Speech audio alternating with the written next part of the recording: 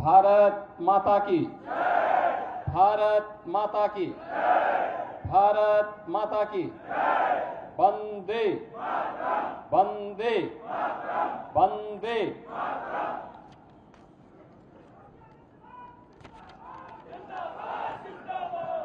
राष्ट्र नायक महाराणा प्रताप की मूर्ति और इस चौक के सौंदर्यीकरण कार्यक्रम में आज राष्ट्र नायक महाराणा प्रताप की पावन जयंती कार्यक्रम में यहां पर उपस्थित विधान परिषद के माननीय सभापति कुंवर मानवेंद्र सिंह जी, उत्तर प्रदेश सरकार में मंत्रिमंडल के मेरे वरिष्ठ सहयोगी, अत्यंत हमारे बुजुर्ग और वरिष्ठ मंत्री श्री सुरेश कुमार खन्ना जी, श्री स्वतंत्र देव सिंह जी, श्री राकेश सचान जी,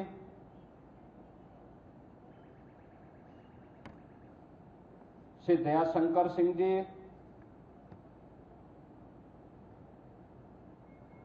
आचार्य शांतनु महाराज, माननीय मंत्री श्री मयंकेश्वर शरण सिंह जी, दिनेश प्रताप सिंह जी, माननीय सांसद श्री ब्रजलाल जी, माननीय सांसद श्री संजय सेठ जी, पूर्व मंत्री श्री जयप्रताप सिंह जी, विधानसभा के माननीय सदस्य और आज के इस कार्यक्रम के संयोजक श्री राकेश सिंह जी, विधान परिषद सदस्य मानवेंद्र सिंह जी, संतोष सिंह जी, पूर्व केंद्रीय मंत्री कौशल किशोर जी, श्री दारा सिंह चौहान जी, आज के इस कार्यक्रम में उपस्थित सभी माननीय जनप्रतिनिधिगण, भारत माता के प्रति श्रद्धा और सम्मान का भाव रखने वाले,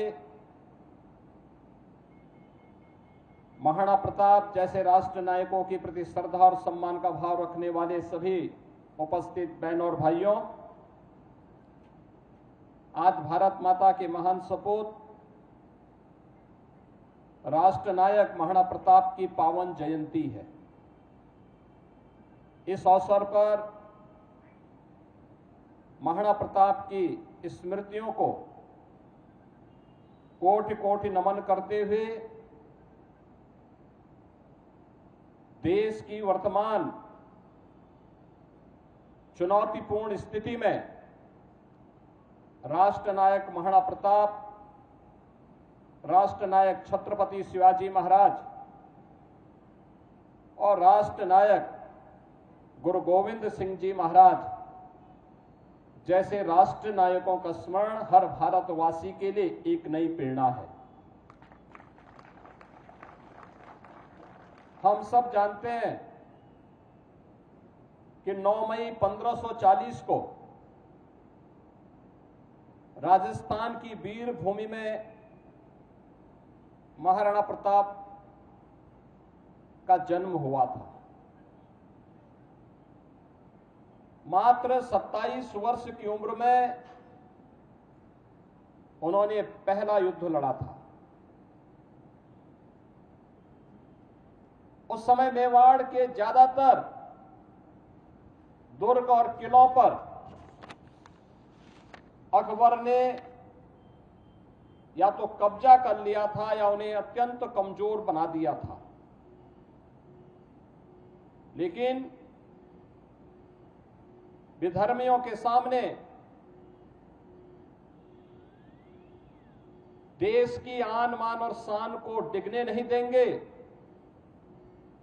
इस संकल्प के साथ महाराणा प्रताप ने समाज को जोड़ करके भील, मीणा और उस समाज के अंतिम पायदान पर बैठे हुए वनवासियों को, गिरवासियों को, समाज के प्रत्येक तबके को जोड़ करके उन्होंने जो लड़ाई लड़ी, हल्दी घाटी के रूप में 1776 में 1576 में लड़ी गई वह ऐतिहासिक लड़ाई, और उसके उपरांत जो भी युद्ध उन्होंने उस कालखंड में लड़े थे, सब में विजय प्राप्त करते हुए अंततः अकबर को पराजित करते हुए अपने सभी दुर्ग और किलों को वापस लेकर के उन्होंने भारत के आन मान और शान की रक्षा की थी। इसके लिए उन्हें लंबे समय तक जंगलों में भी दर दर की ठोकरें खाने के लिए, घास की रोटी तक खाने के लिए मजबूर होना पड़ा था। लेकिन वह कालखंड था संगठन का, देश की सैन्य शक्ति को मजबूत बनाने का। उन्होंने प्रखरता के साथ इस कार्य को किया। भामाशाह जैसे दानवीर उन्हें प्राप्त हुए। उस समय के उन्होंने भीलों को, मीनाओं को जोड़ करके सामाजिक संरचना को इतना मजबूत बनाया कि अंततः अकबर की लाखों की सेना महाराणा प्रताप की सेना के सामने नाको चने चबाने के लिए मजबूर हो गई। हिंदुआ सूर्य के रूप में महाराणा प्रताप की जय जयकार उत्तर से दक्षिण तक पूरे देश के अंदर छा गई। और आज भी जब देश संकट के दौर से गुजरता है, राष्ट्र के सामने कोई चुनौती आती है, महाराणा प्रताप का स्मरण हर भारतवासी कर उठता है। छत्रपति शिवाजी महाराज का स्मरण हर भारतवासी कर उठता है। गुरु गोविंद सिंह जी महाराज का स्मरण हर भारतवासी स्मरण करता है। उन सभी राष्ट्र नायकों का स्मरण करता है जिनके त्याग से, जिनके बलिदान से इस राष्ट्र को एक नई संजीवनी मिली है। मित्रों, महाराणा प्रताप का यह जन्मदिन आज अत्यंत महत्वपूर्ण हो जाता है हम सबके लिए। आप देख रहे होंगे 22 अप्रैल को जो शरारत पाकिस्तानी आतंकवादियों ने पहलगांव में हमारे पर्यटकों के साथ किया था, जिस प्रकार की बर्बरतापूर्ण और शरारतपूर्ण कार्रवाई की थी, उस आतंकी कृत्य की हर भारतवासी ने निंदा ही नहीं की थी, बल्कि पाकिस्तान को सबक सिखाने की भी ठानी थी। और प्रधानमंत्री मोदी जी का जो संकल्प था, हमारे बहादुर जवानों ने, तीनों सेनाओं ने पाकिस्तान को उसका करारा जवाब देकर के आज आप देख रहे होंगे किस रूप में अलग थलग पड़ा पाकिस्तान आज दुनिया के सामने कराहता हुआ नजर आ रहा है। आपने पाकिस्तान को बेशर्मीपूर्ण चरित्र देखा है कि जब भारत की कार्रवाई से आतंकवादी मारे गए, उन आतंकवादियों के जनाजे में पाकिस्तान के शीर्ष सैन्य अधिकारियों की उपस्थिति, पाकिस्तान के राजनेताओं की उपस्थिति दुनिया की आंखों को खोलने वाला होना चाहिए कि पाकिस्तान आतंकवाद को प्रश्रय ही नहीं देता, बल्कि आतंकी गतिविधियों में सीधे सीधे लिप्त है। और उसकी संलिप्तता इस बात को दिखाती है कि पाकिस्तान अब अपने वजूद के लिए जूझता हुआ दिखाई देगा। हर भारतवासी का दायित्व बनता है इस समय हम भारत की सेनाओं के मनोबल को बनाए रखने के लिए, देश की सुरक्षा के साथ कोई भी अगर शरारती तत्व किसी प्रकार की शरारत करता है तो पूरी सजगता और सतर्कता के साथ हम सबको भी अपनी सेनाओं के मनोबल को भी बढ़ाना है, सुरक्षा बलों के साथ भी खड़ा होना है, साथ साथ किसी भी उस शरारतपूर्ण कार्रवाई को जो सुरक्षा में सेंध लगाती हो उसको बेनकाब भी करना है। तमाम प्रकार की शरारतें होंगी, सोशल मीडिया के माध्यम से तमाम प्रकार के अफवाह भी फैलाने का प्रयास होगा, लेकिन इन सब की परवाह के बगैर हमें देश से, केंद्रीय नेतृत्व से, आदरणीय प्रधानमंत्री जी की ओर से जो भी जिस भी प्रकार का मार्गदर्शन प्राप्त हो, पूरे देश को एक स्वर में प्रधानमंत्री मोदी जी के नेतृत्व में, उनके यशस्वी मार्गदर्शन में कार्य करना है। भारत हर हाल में विजयी है और विजयी रहेगा, इसमें कोई संदेह नहीं होना चाहिए।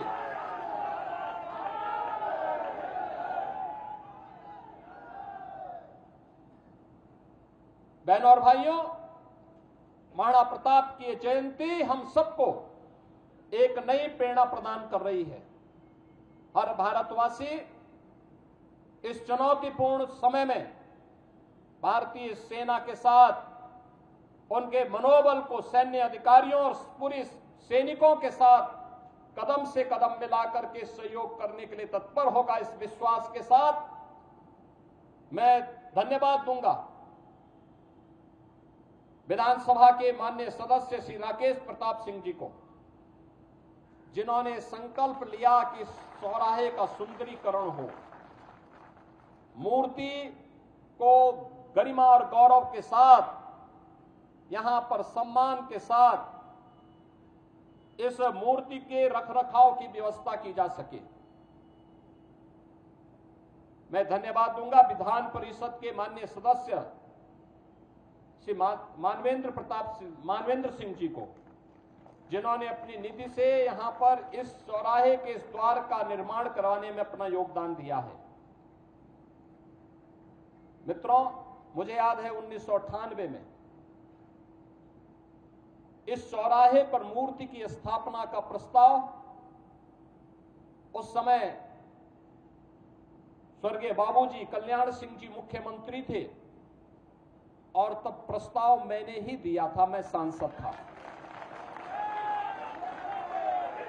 3 मूर्तियां हम लोगों ने बनाई थी उस समय संस्कृति विभाग से महाराणा प्रताप की। एक मूर्ति लखनऊ के चौराहे के लिए, एक गोरखपुर के लिए और एक प्रयागराज के लिए, और तीनों स्थानों पर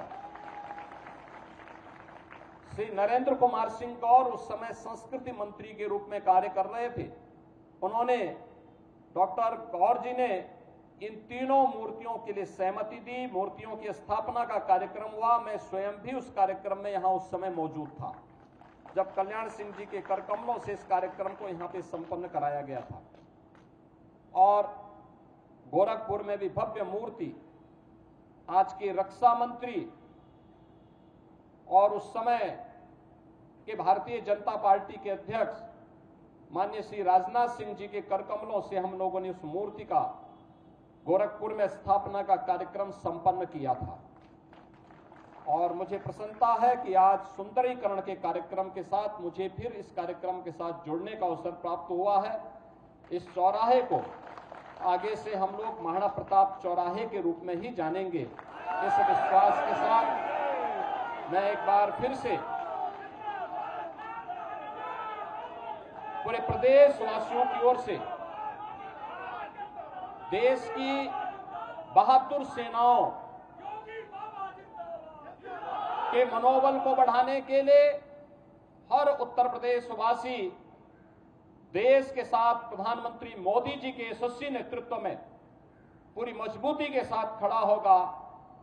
इसके साथ ही देश की सेनाओं की हर कार्रवाई का, जो देश की रक्षा के लिए की जा रही कार्रवाई के लिए भी पूरा उत्तर प्रदेश पूरी मजबूती के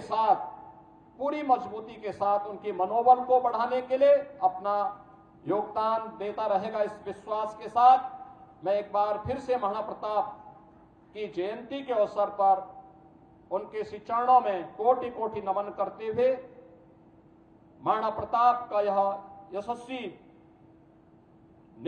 जो उनका व्यक्तित्व था, उनका कृतित्व था, स्वदेश और स्वधर्म के लिए किस प्रकार का त्याग और बलिदान आवश्यक है, उसकी जो प्रेरणा देता है, यह प्रेरणा वर्तमान और भावी पीढ़ी के लिए भी सदैव पाथेय बने रहेगा। आप सबको मैं इस अवसर पर एक बार फिर से जयंती के अवसर पर बधाई देता हूं, अपनी शुभकामनाएं देता हूं। धन्यवाद। जय हिंद। मेरे साथ बोलेंगे भारत माता की, भारत माता की, भारत माता की। महाराणा प्रताप, महाराणा प्रताप, महाराणा प्रताप अमर रहे। माननीय मैं अनुरोध करूंगा राज्यसभा सांसद